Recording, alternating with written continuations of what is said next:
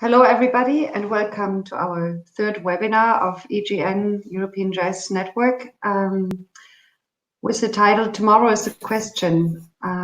We want to talk today about the future of festivals and clubs, and we ask ourselves if they will ever be the same again, and how analog strategies for the future with COVID-19 and the future past COVID-19 will be, and what possible scenarios we have for jazz-led recovery. We have four guests now. We have three people yet. We are still waiting for Nadine Deventer, who might join us later. But for sure, we have Andrey Henkin here from New York, Michal Hajduk from Poland, and Antoine from France. And my name is Tina Heine. I'm the director of the Jazz Festival in Salzburg, Jazz in the City, which is supposed to happen in October this year, October 14 to 18. And as many colleagues who might watch us have a similar situation, I don't really know what is going to happen, what will be allowed in October, how we can deal with audiences and with traveling artists. Therefore, we have to be very creative, and I'm very excited to talk in our round about possible futures, possible strategies, and reactions to the actual situation. There are two main questions we are focusing, and the first one is, I'm reading it out, it's COVID has not only shut down the complete concert and production business within a very short time, but at the same time, it has shown how vulnerable and precarious the situation of musicians and also many venues and associations is. And so what came up was, like, with the first shutdown already, we saw nobody is happy about a few weeks of vacation and recovery and like a Sabbath year coming up. Within a very short time, everybody was already panicked existentially, and we realized how vulnerable our system is, and I'm excited to see how we all come out of this situation and what we learn about it. And I would like to talk in this round, what does it mean for the arts? What lessons do we learn from this time?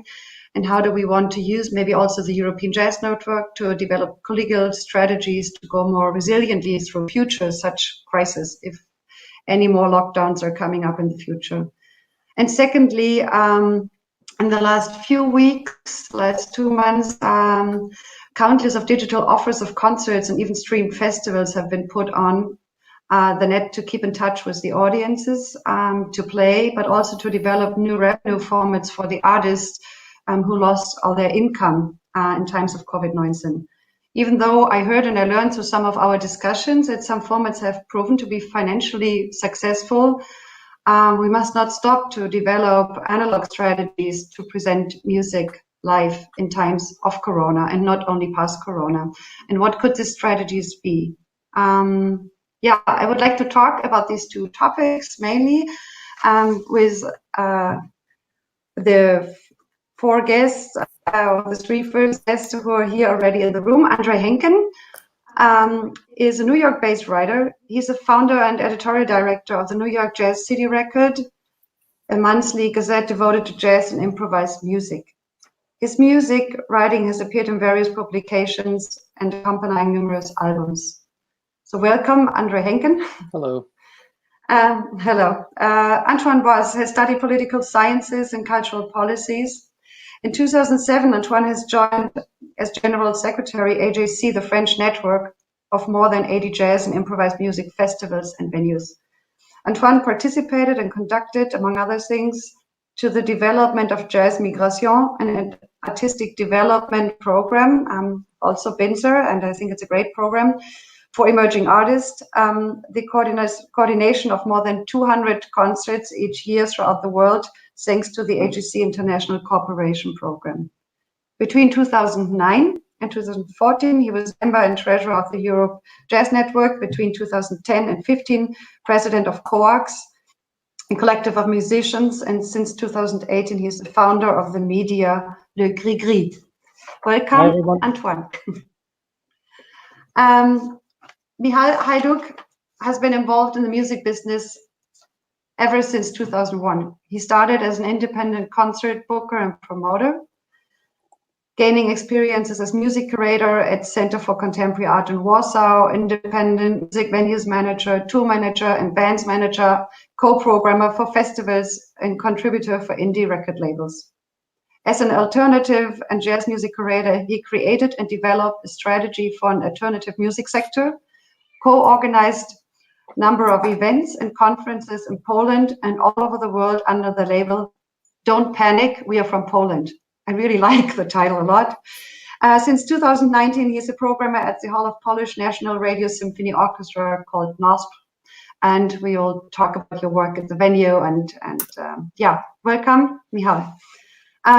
If Nadine Deventer from Jazzfest Berlin is coming up, I will introduce her. I leave this for now. And I would like to start with the first question. And I think we start in New York, the furthest away, one of the cities that has really been hardly crushed by this virus. Andrey, as someone who has been observed different scenes of jazz and music over the years, visited festivals, clubs, and concerts, do you observe the current developments in the digital activities of musicians and festivals with concern, or do you see rather a chance in the fact that the actors discover the net as an additional platform more than before? What could these developments mean for the time after Corona? Well, I think that for us, the last concert I saw in person was March 12th. So I'm going on now almost 3 months of not having seen anything being performed live. In the interim, there has been a number of streamed concerts, various platforms, whether it's independent artists just doing it through Facebook or Instagram, or umbrella organizations like the organizers of the Vision Festival or Jazz at Lincoln Center. So the effort is certainly there. A for effort, I would say C+ for results so far. Mm-hmm. The technical aspects have not caught up with the need. There's a lot of issues, sound, video quality, musicians not knowing necessarily how to use the various platforms. Some platforms work better than others. But surprisingly, I have seen concerts that have 80, 100, 150 people, which would never have had. I saw a solo bass performance that had over 80 people, and I can't imagine many solo bass performances getting 80 people to leave their house for. So that's been good in a way that people are getting exposed to various things because of the ease. But I think unlike many other art forms where, not to impugn, let's say, pop music, but pop music is spectacle. And certainly you miss that. But jazz is about communication. It's about reverberation and the physics of sound moving through people. And that is not recreatable online so far. So I do worry about that, and I worry about the ability for people to communicate. It's nice to see a solo bass concert, at least for me, and to see a couple duos here and there, but I think, we want to see big bands, we want to see all sorts of things, and we want to see people reacting to each other in real time, right next to each other. But it's amazing how that seems like such a luxury these days. Mm-hmm. And now I just heard Nadine, or I saw Nadine. Nadine is here. Thank you, Andrey. Maybe I'll pose another question afterwards. Now I would shortly like to introduce Nadine. Did you just come with your bike? You have your red cheeks here. Look like rushing. So Nadine is a Russian person. She studied jazz and music and European studies in Paris, Amsterdam, and Berlin. She then worked for the Festival van Vlaanderen in Brussels and the Ruhr and was leading a regional platform Jazzwerk Ruhr from 2007 to 16. For Ruhr 2010, European Capital of Culture, she curated her jazz program No Blah Blah, including 60 concerts in more than 20 cities in Germany and Europe. She initiated the European co-production network Jazz Plays Europe, as well as the Bundesjazzwerkstatt. She was elected to the board of the Europe Jazz Network from 2012 to 18, has been working for the Berliner Festspiele for the last 6 years, and has been artistic director of the Jazzfest Berlin, where she set important new accents in her first 2 editions to lead the traditional festival into the future. And now you will also lead it into the future with Corona. So welcome, Nadine. Thank you, and apologize for being late. I have been running around, yes. I will spare you all details. You will be better. Maybe to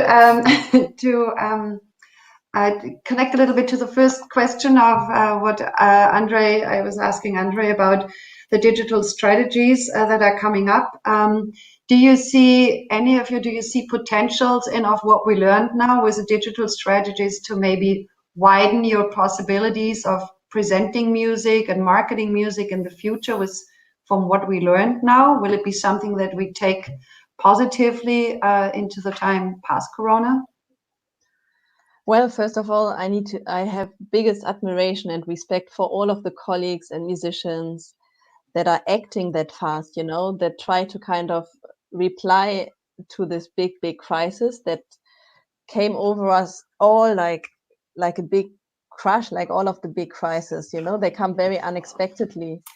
And I really do have the biggest respect for anybody reacting in this way, to go online, to stream their concerts, and also even whole festivals, or musicians playing on balconies or in their living rooms, to be visible, to kind of still be alive, to give a strong signal of existence and also of solidarity in a way. So that has been quite overwhelming.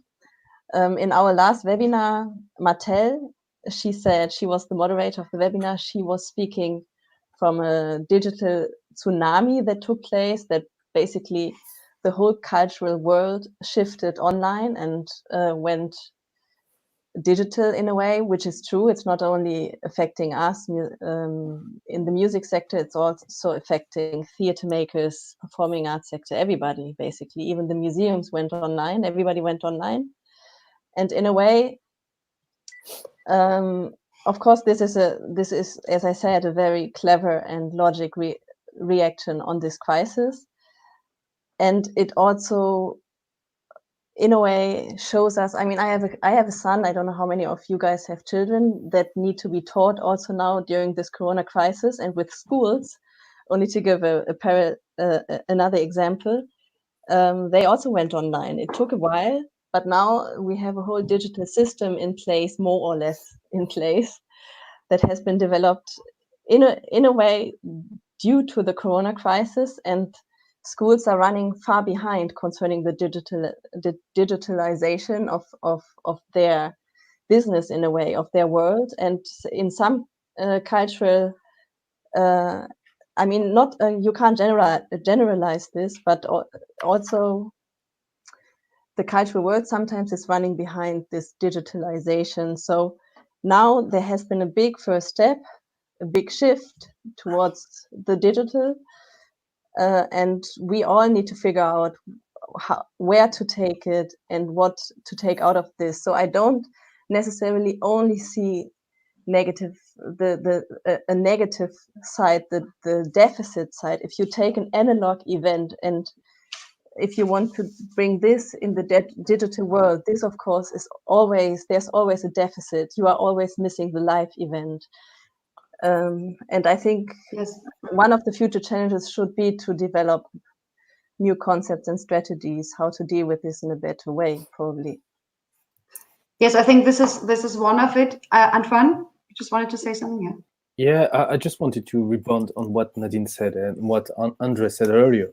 There is something we have to measure as well when which about broadcasting live this kind of music, we have to talk about the fact that there's question of inequality and diversity.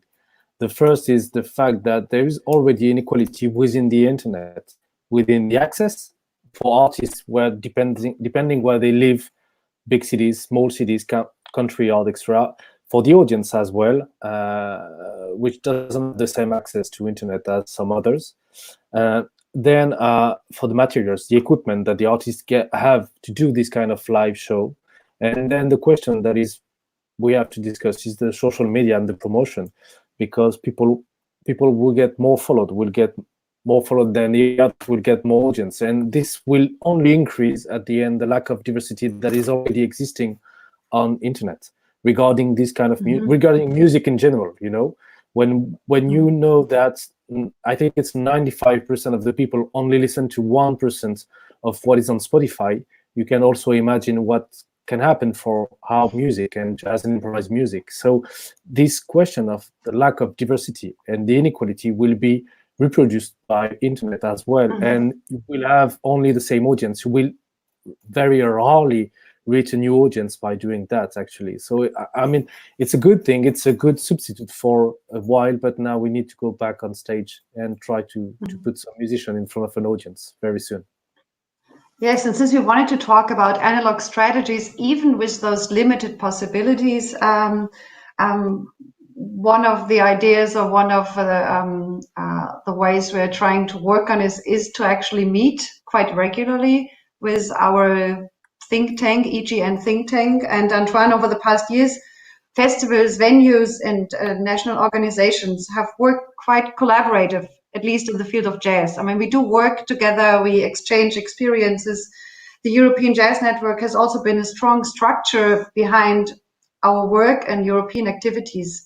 How do you see our potentials for the future concerning clubs and festivals when we talk about it, to bring up and to work collaborative on ways to come back to analog concerts and music? And do we maybe think of a different move of touring and presenting when we, can start to slowly? We have to think about, the slow start that is happening in a few countries now. And how do you estimate the role of also international collaborations for that? Well, I think this international collaboration cannot be made without first some kind of national content and thinking. Nowadays, we are living a strange period where we are healing our wounds, I would say, and we are at the same time trying to rebound as fast as possible, hoping that for some countries, in France, for example, starting again concerts in September. But I heard that in Italy, it's already starting even in July. Some concert in Finland, it's already started in June. So this rebound is happening. But I think we have, I would say, a duty to be part of a larger renewal of our public policies regarding cultures in our own countries at the same time, to be sure that this crisis will not make us go back from what we have now would be strong structures of development, solid foundations for cultures and for jazz and improvised music, to go back to an era where music and this kind of music will be far in the public policies in each of our countries. This is the first step we have to make, I think, and it will be a difficult one. And then we also have to discuss European policies. And there's a lot to discuss as well, but I know EJN is working on that, and I'm sure Baptiste and the team is working on that. But that's a strong matter. Over the last year, European Union has considered music as a market, and this is something we have to discuss over the next year, because if tomorrow our borders will reopen, we will program again, and we will try to work on that. We will have to answer one question: do we want to proceed the same way as before, meaning few collaboration, very few touring, programming that are only led by sales of tickets, and therefore the necessity of booking big names, meaning that we are working on the same path as parts of other music and cultural sectors have been working on over the last years, meaning let's call them private sector. I don't know if it's the right name, but I think you know what I mean behind that. And these structures are work, and there is no judgment before, but they have been working on different patterns, and they also have different objectives than us. But the jazz fields and the jazz and improvised music fields, I feel like they have, over the last years, followed the same path sometimes, and we'll have to be careful about that.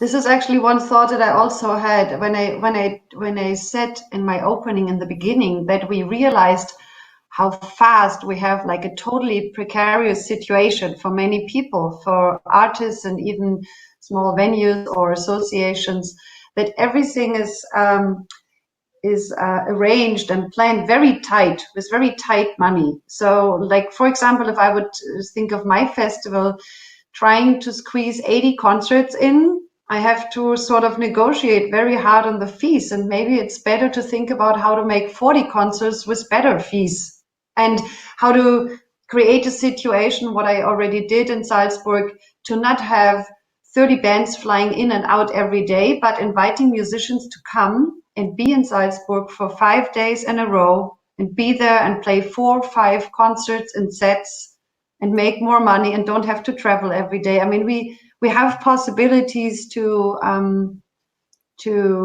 create a situation maybe where each person earns better money maybe than before, to be able to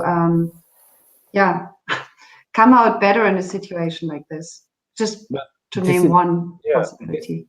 This is a public policy matter, so this has to be discussed nationally and with your sponsors, your partners, because of the last years they have probably asked you to do more concerts with less money. So you had to make some choices back in the days. So this is a true question. Are we in a position where we can imagine new patterns, new project with, like you said, where we're going to value our territory, our artists also, to give them a future audience, where we were always thinking our artists can reach a larger audience, but it's probably because we never put them on stage in front of a larger audience. So this is, I would say, this is the bold strategy, but that one deserves to rethink our material, the pattern that we have, the way of programming. I would say this is what we're doing with AGC by a couple of meetings between the members, where they all share their ideas to try to organize, at least in the next month's concerts, within the framework, the sanitarian framework they can have, and then over the next years. But I think this is a work that structures like, I would say, national, European, and international organization can work, because they have to create the conditions for the members to take this risky path by forcing and participating in the public policies. That's the first step. We have to be strong regarding that, because we have to, at the same time, protect this ecosystem, while we, over the last year, called it sometimes too much a market. We have been calling this a market, while it's not really a market. It's a very fragile ecosystem where everyone is interconnected, and we have to have that in mind, I think, while we're doing what we're doing. And then the last thing we can do as a network, to me, is to create, because I'm not the one who will be thinking about this new programming. That's going to be Nadine, you, etc. I would be trying to create the space for the members, for my members, and for EJN members. But I know EJN is doing that already. For that, this rethinking, so that everyone could exchange, because I don't see any option more that would work more than collective thinking. I mean, we cannot go through this without thinking collectively about this issue. Michal, at our weekly Corona think tank, we learned a lot about how different the arts are dealt with in different countries, and how different the strategies are for opening up again. How is the cultural landscape in Poland, and how do you see your work affected in programming and also for organizing, your gatherings and conferences? How is your situation? Well, it's like a situation after the war or during the war. Everybody got taken by surprise. Everybody's quickly realized we need to talk to each other, and we are all in the same, basically the same situation. So cultural organizers, activists started to do a lot of online activities. However, I don't see many solutions. There is always a goodwill to start sharing,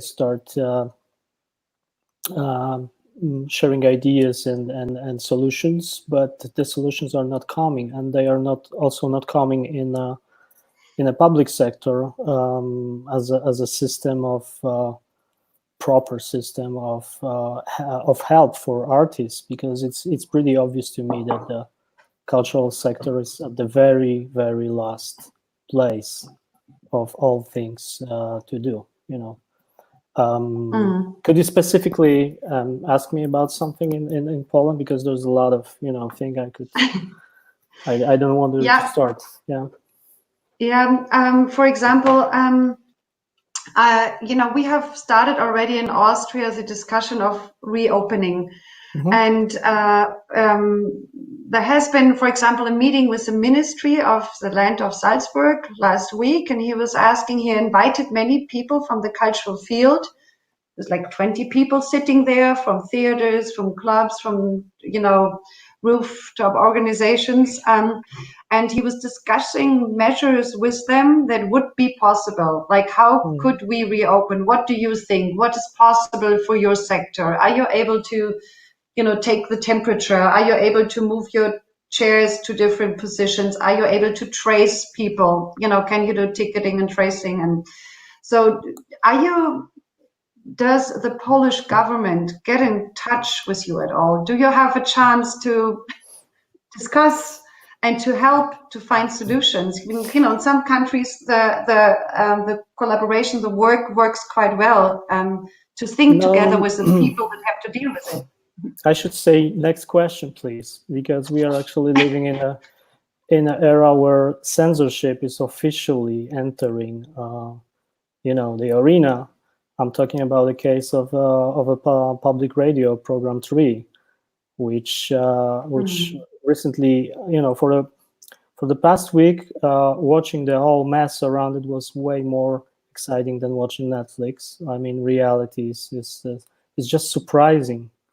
So I wouldn't say there is a contact with government also, because we have a lot of protests and there is very violent reaction from the police. So that all reminds me 80s when I was a kid and was a little kid, but still I remember what was going on the streets during communist era. So there's a lot of chaos in public sphere about how to prevent, how to react, how to make solutions on coronavirus. Plus the fact that government is obviously not interested in cultural sector. So this is the landscape. People start to think about solutions themselves. So when corona virus hit us, I was March 14. That was the last day also for me to see musicians playing live. The very next day, the Minister of Culture shut down our concert hall, and officially we are locked down. I mean, we don't know the deadline where we are going to open. So basically, the plan is to move with little steps. First step is to let musicians go back for rehearsals, but of course not with the full orchestral lineup, but in a smaller ensembles. The next step, which is kind of a creative solution for conditions around, is usually NOSPR is closed for vacation months, for July, August, and September. This year, obviously, as fast as it will be possible, we will open the institution, and we're gonna do it slightly different way than usual, because for this moment we still don't have regulations about how to properly deal with audience during coronavirus times. So this is still ahead of us, but we were, for example, thinking about using the venue that we barely never used, which is open air amphitheater in front of the building, which could serve well for these few summer months. Then, if you think about the program for next season, we are preparing two options. A positive option where everything is happening just how it's supposed to happen, and the other one which is pretty much reduced, and this is something that we will probably have to put on the table if we still be able only open for, let's say, 50 or 100 people. Okay. Actually, can I say something? So yes, you can. I just want to say that I will also have another question for Nadine, but I will ask that one later, so you can join in on. We already have like first questions from people visiting us. Yeah, but go ahead. Very quickly, just when I hear the word collaboration, and it just makes me kind of sad, because here in the States we don't have a national cultural sort of awareness. And what worries me, especially in New York, is that, again, speaking as Michal says, we have no guidance here. No one, speaking to club owners, it's everyone has to make these decisions for themselves and hope that it's the right decision. And what I worry about is that we have here a very hierarchical club system. You have the big clubs, middle class, and then the lower ones, but it's the lower ones that feed to the middle class, which feed to the larger ones, which will eventually then feed certain artists who go over to the European festivals. And I worry that without collaboration, without guidance, if you lose the smaller venues because this bar has closed or this very small club can't operate anymore, it's going to lead to the equality that Antoine spoke about, a different aspect of it, that we are not having the diversity, we're not having the different voices that contribute on a larger scale. And that's something which in the States we really need to think about, because there is no ministry of culture. Everyone is completely on their own, and any endeavors to make something happen is up to individuals, small collectives, and the occasional private arts group, but it's very haphazard and no one's communicating with one another. Yeah, I think we have a much better situation here, since we do have learned and trained with many programs within the EJN network to work together, to learn from each other, to talk to each other, and help. I wanted to ask a question to Nadine, since Nadine and I are both pretty much in the same situation with the festival coming up in October. And I said to Nadine already that I'm thinking of strategies to like spread the festival longer. You know, my festival in October would be 4 days. And I said to myself, Jazz and the City, improvisation and city has begun already. So I might just play with the city and improvise with the city and go into empty hotels and make residencies because there are no people in the hotels, and maybe we spread out the jazz in different ways beside only a concert in a concert hall. And Nadine had some similar ideas, and I think maybe one of our strategies can be to like go into new rooms, or maybe working more in a residential kind of way with the artist. And I would like to ask you, Nadine, what your plans are for Jazzfest Berlin, and maybe also you can answer a question that came up here from people watching us. There's Itamar Bernstein who asked us if the new situation makes you think about more local lineup because of the issues of travel, and or to show or support the local market. And I know we have discussed this in our rounds, and we said the least, what we definitely will not do is to do only local, right?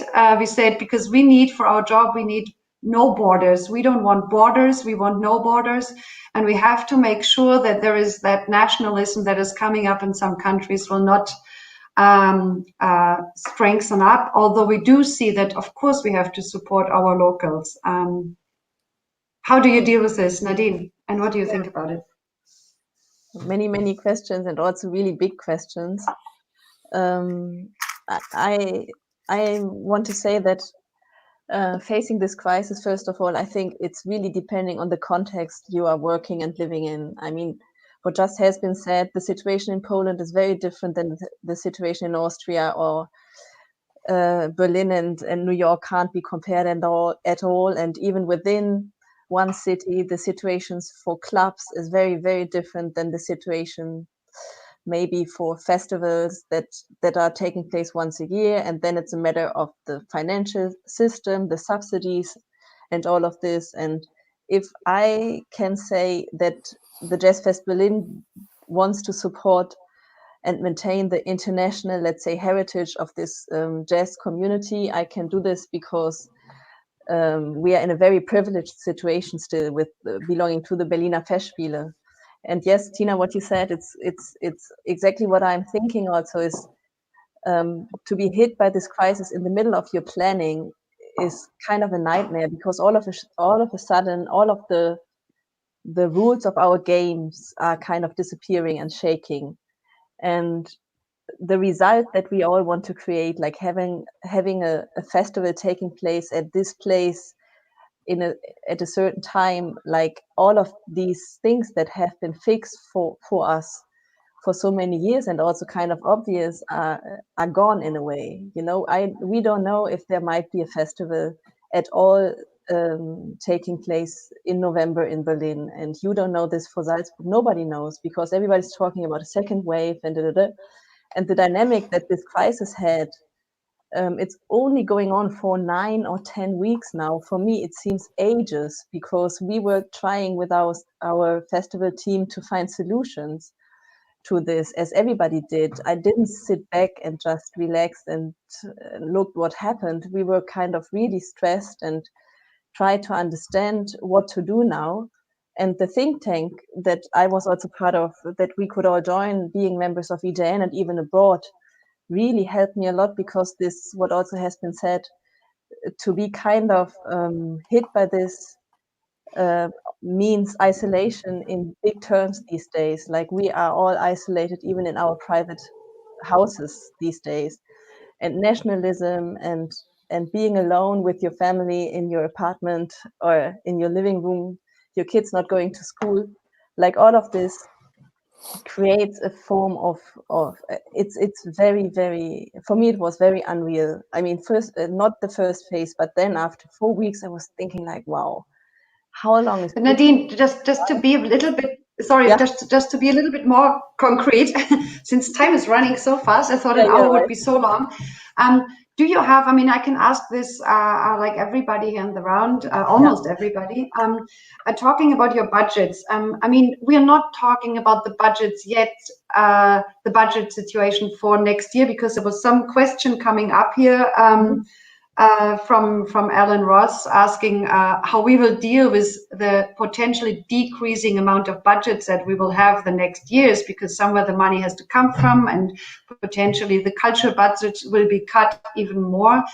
I think this is actually an extra point we have to address in maybe some other meeting, but also looking at our festivals now, we have all fine as like financial situations that most of the time are like divided into subsidies, income by ticketing, then we have sponsors, maybe some food and beverage concepts that some festivals or clubs have. How free are we, and what can we do to maintain the live music playing? Can we change concert programs into residential programs? Can I say, instead of, for example, I have one venue, I have like 20, 30 venues at the festival in Salzburg. And right now I'm thinking, instead of having 2-3 different concerts every night, maybe I give, like, each house will be the house for one collective of musicians who just live there for 3-4 days and play or eat or dine or invite, and maybe I don't have a concert slot at 6 o'clock and at 8 o'clock and at 10, because then I have this like precious situation of people who want to get inside and have to find their correct seat. But maybe we have to do like an installation, install musicians in our cities and let them research and let them work with the time and let them create. Do we have the freedom in our budgets to maybe think totally different about performing this year? I mean, if or I just do we have to like come up with perfect results and maybe the written? I mean, maybe this is now the time to really think out of the box. If this isn't the time, when is there space to do so, right? We are all sitting in a deep crisis. And concerning the Jazzfest planning, we don't have so many venues as in Salzburg. It's a very different festival. We have different partners. We have the National Public Radio involved, and we need to take all of these, or we do want to take these partners with us on board. And what we just did now is we also installed a think tank, a working group. We will meet regularly with different partners in order to discuss new ways of producing a festival, to find new ways of to kind of deliver something we still try to find ways of how to kind of get out of this crisis in a meaningful way, let's say. And one very practical example concerning tours, international tours, for instance, is that I was wondering what's happening with all of these booked tours. Of course, you can question the touring business concerning the green topping and everything, but these tours are booked, and it's also very important for artists. And there can be found different solutions of how presenters can get together and find a solution together. If they do want to book an artist from the States, to get in touch with the agent, to get in touch with the artist, with each other, and to find a way of maybe also saving these projects, even though if the musicians are not physically present in our venues. But for the Jazzfest up to so far, we don't have we don't know yet. We can't know. I had a long conversation also with musicians, as all of us probably, and Jim Black told me, just wait. November is too far away. Nobody knows what's really happening in November. So be patient, wait, develop strategies, talk to everybody, but don't take any clear decisions yet. And it's very, very painful, I can tell you. Antoine, you wanted to say something? Mm-hmm. Yeah, I just wanted to rebound on what Nadine said. If it's not now, it's never. It's the moment to rethink. And we have so many, I would say, so many spaces where we can think about that. We have so many entrance points. We have the entrance point of the actors of the concert, the artist. What's the role of an artist nowadays in this crisis, and what will it be in the next months? There is another actor that we don't really talk about in this moment. It will be the audience. Who's going to show up to your concerts with a mask on, with 1 meter from each and one? So these people who will come will be some kind of survivors, and if they come, they want to participate in the gigs. So how do you include them inside the process of the festival or of the venue extra? Then the partners, as what I mentioned before, there is also another entrance point. It's the places. What's the shape of the concerts? What's the space of the venue? How do you work the scenography tomorrow and the next day? How do you book a big band in the next months on a small stage, on a small venue, like you could do before, but you can't not anymore, So what do you do with that? And there's another other entrance point. It's the times of the concert, the timings of the concert. So you mentioned it. How do you work on the idea of installing an artist for like a residency and then a series? Then you can think double, triple gigs on one night, with the same bands extra. I mean, there are many options to work on, considering the fact that we all are living, of course, in different situations and politics and economic situations, and also material situations. No festivals can be similar to each other, and no venue as well. So, but when you look at this different entrance point, I'm pretty sure that we can imagine something. If we don't, that would be strange. I mean, we are promoting the music that is the most adaptable of any other music. So if we cannot adapt ourselves, that would be strange as well. Yeah, it does beg the question whether or not you are going to, does the basement jazz club model, how relevant can that continue to be?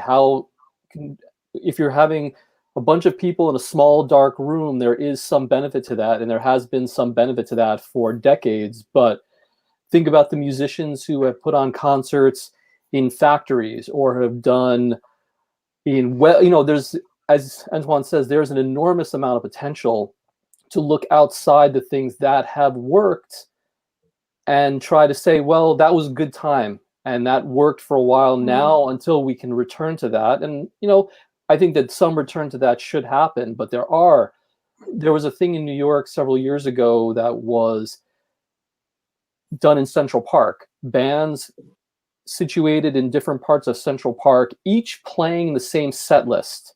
And it was called the Fall Colors Festival. And it had a lot of potential.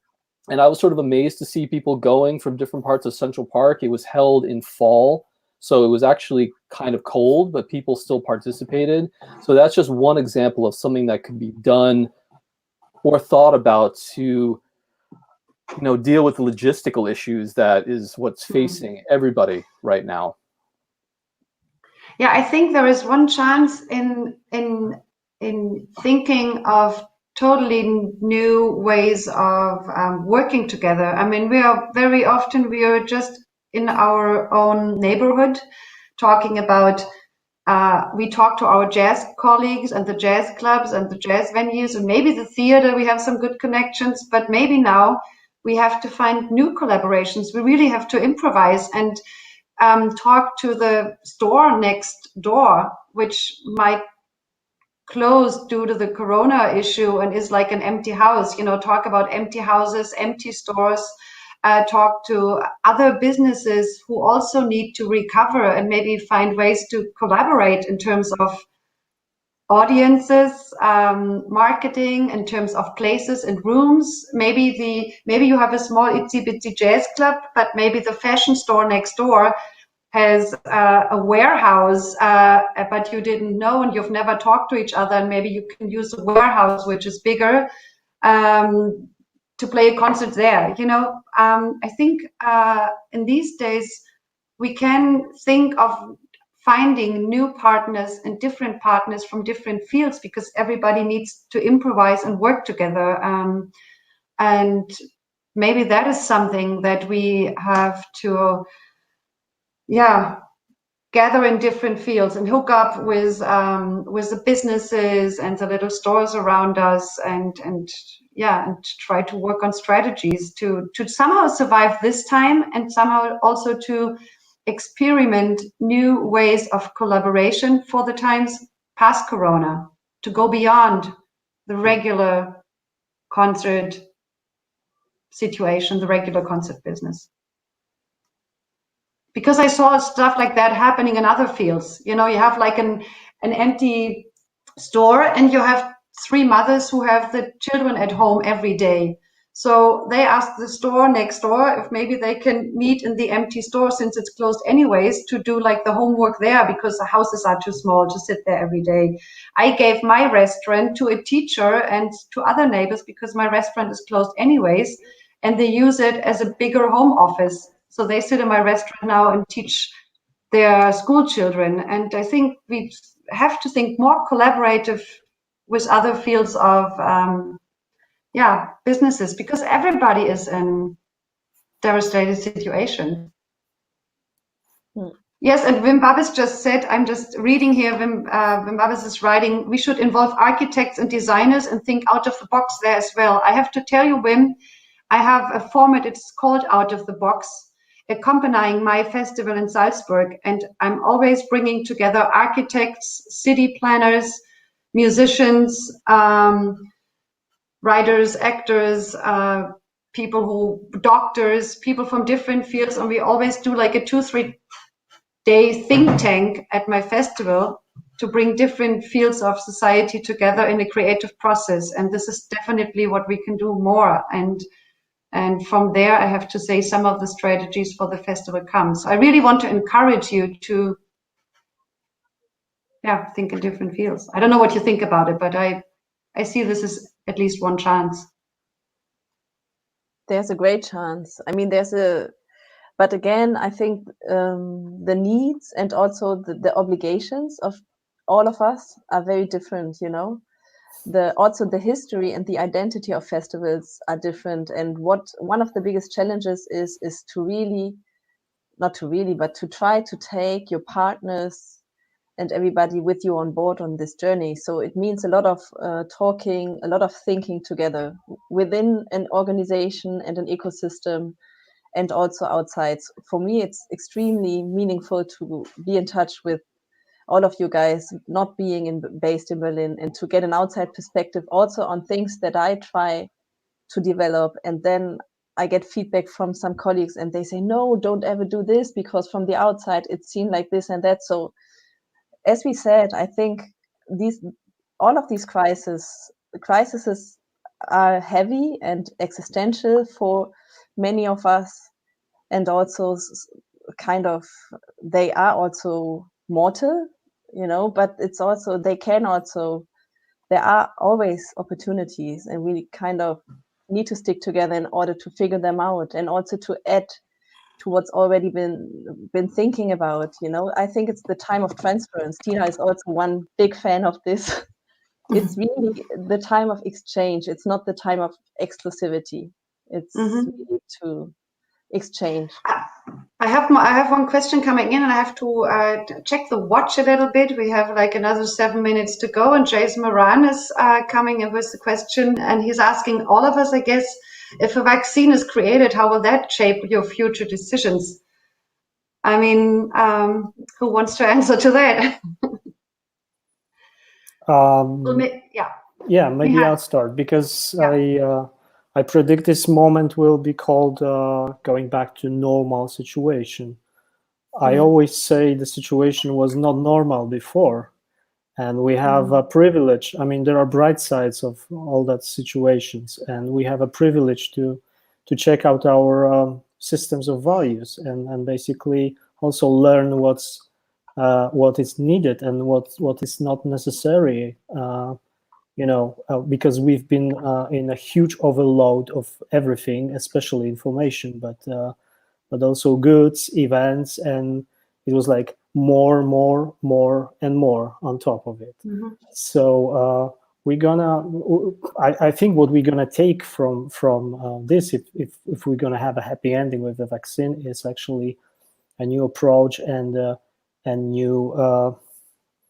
new values, which were a little bit forgotten in this whole consumption race. So what we quickly understood at NOSPR is actually we are here to serve and to help, and the way we're thinking about the next season is actually the crucial word is care. It's caring about our audience, and it's also caring about artists more. We always been close to the audience, I hope, but I think there's a new approach, and this relation should be even tighter than previously. Also, it's partially an answer for a question about domestic acts, because from that point of view, it's pretty obvious that we are somehow responsible for them if they can't act and earn money normally. So we should create opportunities for them to play and earn some money, or do any other activities that will help them survive. The other thing, like looking at on the booking process from commercial, pretty commercial perspective. As long as we are in a place where future is unpredictable, it's simply safer to create a program of local artists who they can drive 4 wheels and get to your venue or your festival, rather than have someone who needs to take a plane, and basically we still have closed borders, so there is a risk. So it's simply safer to for some time to think about something local, not necessarily having in mind closing everything, nationalism and other things. If we have, thank you, Michal. I have another, since there's not so much time left, I would like to ask or propose directly if there are any more artists listening here. Do they have any views on how they might want to present their music in the future? From Kenneth Killeen, 551. If there's any comment coming in, I would take it. And until then, anybody else who would like to say something about it? About like, what if we could start up as normal? If we could go back to normal, would that be what we want to do? I sort of think about certain small things of going to the post office and having, at least in New York, they have taped lines on the floor to have 6 feet apart. Or you go to a store and they say you only can have 75 people in the store at a time. And I, for one, hope that it stays that way. Because actually a lot of the things, a lot of the ways that people have lived are sort of accepting in a way that we shouldn't necessarily accept. And to go back immediately to what it was before, especially when you see communities that are so remarkably vulnerable. And this is not just jazz communities or larger artistic communities, but just inequality. I mean, the statistics in the States of what communities are hardest hit, these are the things that need to be addressed. And to say, oh, the vaccine is not a magic wand that will make everything better. It'll help on a certain level, but there's so much structural things that have been exposed, embarrassingly so, in New York City, things like that, that I would really hope that people take these opportunities to think about them further and try that the next time or the next thing that happens on a global scale, we need to think about these things, and not to be caught unprepared again would be fatal, I would think. Even if it's not necessarily a pandemic, it could be any number of things that we need to address, and that's given us the opportunity now to think about it. Yes, I think one part is really also what we addressed a little bit before, that we have, these responsibilities that are coming up at the same time and have been there for years and years, our responsibilities in touring and climate and, working together to not continue this more and more, better, faster, bigger, also in our field of presenting music and having like sometimes these competitions between festivals and, who wants to be the first who presented this project and nobody else did it and it's only solo and it's only here. And, we should really be, I know we have become much better, but it should be more and more to, I always say, see ourselves as curators or bookers or programmers. We are the tools and the artists should make use of us, and we should enable a new collaborative, even more collaborative way of promoting this music. Antoine, we have a few more minutes and then we have to come to an end soon. Yes. Yeah, that will be very short. I don't know. I cannot answer Kenneth questions, but I'm pretty sure what I mentioned before is that we have to work this out with the artist, because we have to know what they also expect from that. But there is another point we have to discuss tomorrow, is that if we have a rebound in September, the audience won't be the same. And even after the vaccine, that won't be the same. So we have a duty to think about how to welcome and how to work with the audience. That's a strong thing. Nowadays, if you look at the preoccupation of the French peoples, and I think it's in Europe as well, going to a concert is probably one of the least. It's our major. It's our priority, but for people, it's the last thing they expect to do. So the people will go to a festival, to a venue. They will have to think. They will be different, and we will have to talk with them and to create with them completely different relationship that we used to have before. Was okay, this is the program. Come, enjoy the concert, leave. That's another way we have to. There's something we have to discuss in the next weeks, because that will be a massive change. Mm-hmm. Yeah, I do think we will have to find more discussions like this within the next weeks and months, you know, when we're like challenging the first reopenings of clubs and venues and festivals. And I think we really need to talk a lot with also our partners, the sponsors, the government who gives us the money to